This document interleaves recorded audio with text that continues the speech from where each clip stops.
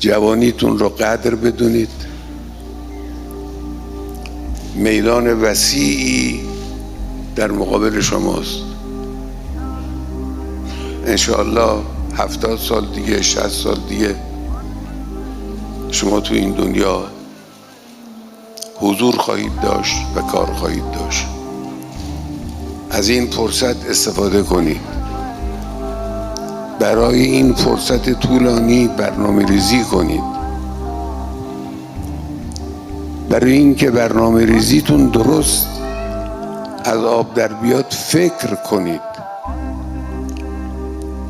برای اینکه درست بتوانید فکر کنید با قرآن آشنا بشید. قرآن رو بخونید، تأمل کنید. از کسانی که پیش از شما و بیش از شما تأمل کردند یاد بگیرید.